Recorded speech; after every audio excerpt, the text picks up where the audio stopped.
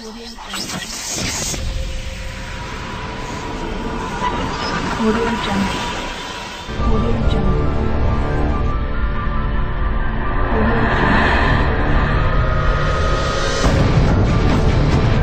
Hey everybody, Wildman Wes here, and welcome to day 29 of Shocktoberfest 2024. Oh, we're going to do a science fiction horror film today for you kiddies.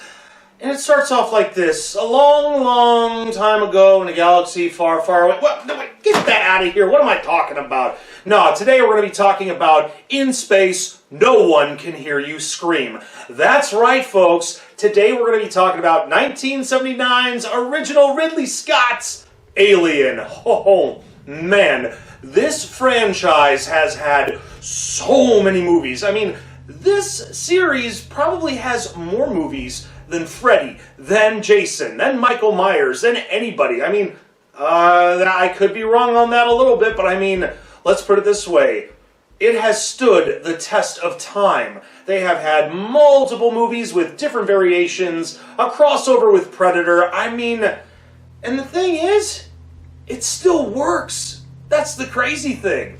But we're not going to be talking about the rest of them today, because if I did one of those old school 101s for this entire franchise, this episode would be at least an hour long, and we know we don't want to be sitting around for that long listening to me just talk all day, right?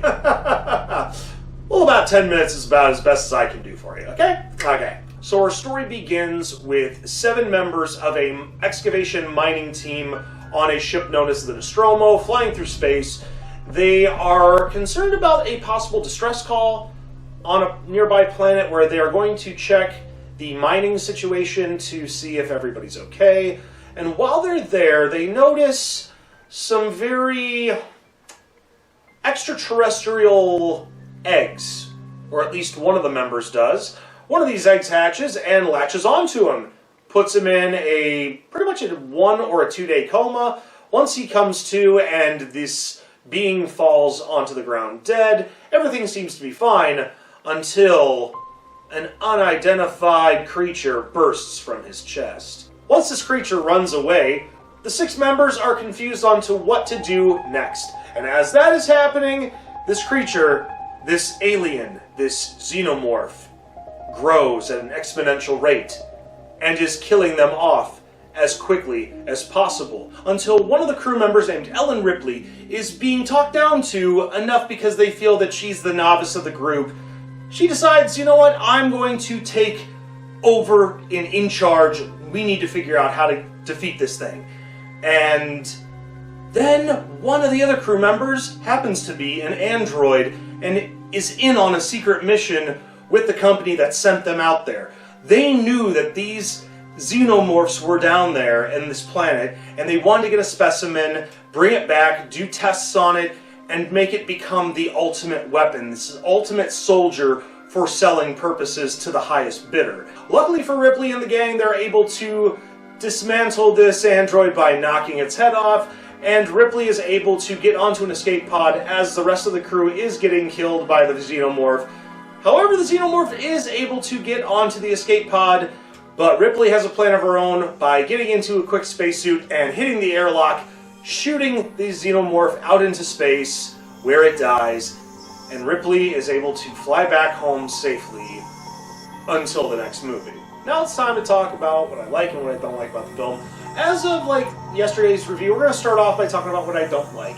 Now, there's not a lot that I don't like about this film. However, when I was watching it with Rebecca, we did notice something that, yes, the first half hour is very much build up, and there's not a lot of action, there's not a lot of horror going on, and I get that sometimes people can get a little bit bored, or possibly they lose interest or lose the feeling of being invested. Now, I did research a little bit more into it, and to what I understand, Ridley Scott intended the first half hour to be, I guess you could say like a red herring opening, where you know that this movie is going to have jump scares. It's going to be terrifying.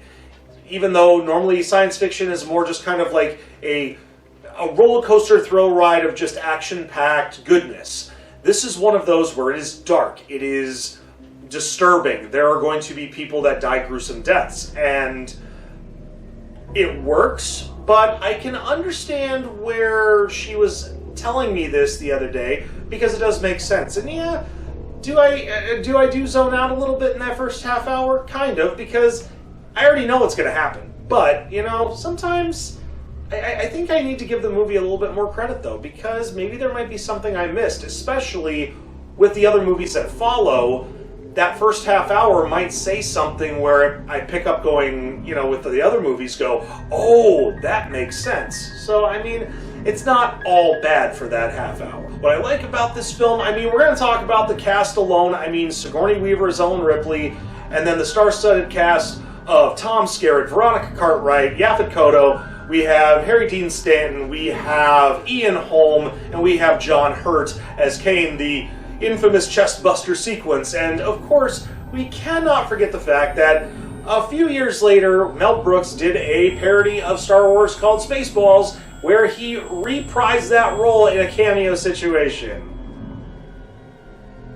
Of course, in the music in this one, I love because there's not a whole lot in the beginning. I mean, there's not a whole lot of music in the film until roughly the second half. I mean, what I appreciate, especially in that first half of the movie with, you know, lack of music, the scene where Kane has the chest burster pop out of him, there is no music. That was one of those moments where it's like, if music were in there, it would build suspense, it would be even more terrifying, but in actuality, it's more terrifying with no music, where all you hear is just the clanging of the basically the dining table, and all the glassware and the silverware flying all over the place, the grunting, the groaning, and then that burst of blood and the alien coming out squealing. That, my folks, is terrifying.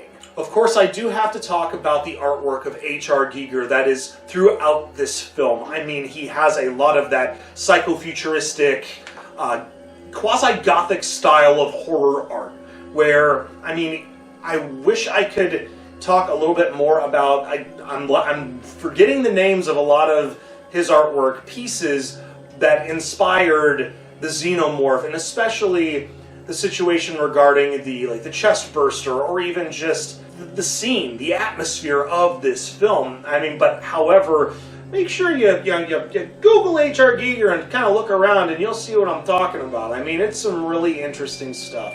And I mean, a lot of his artwork did pan into the other films later on. It did trail off a little bit. I mean, sometimes it's just certain movies in the franchise, because they want to make it a little more futuristic, or they want to make it a little bit different.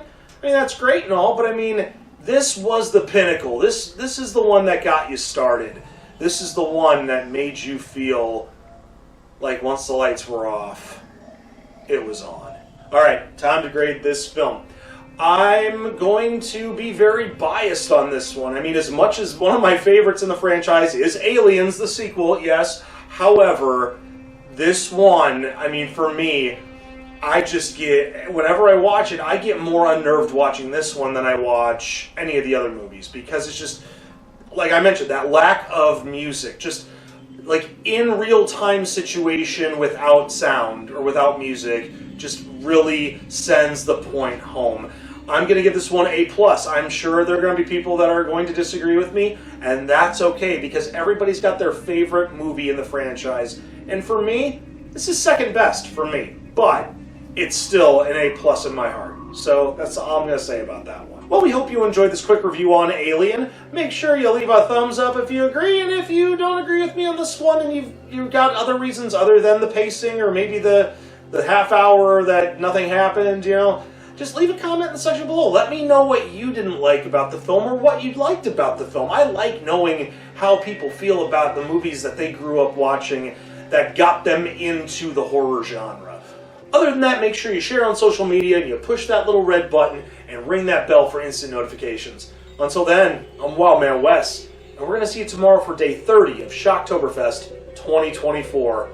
It's coming soon, man. It's getting there. Whew. Until then, thanks for watching, and as always, stay scared, kiddies.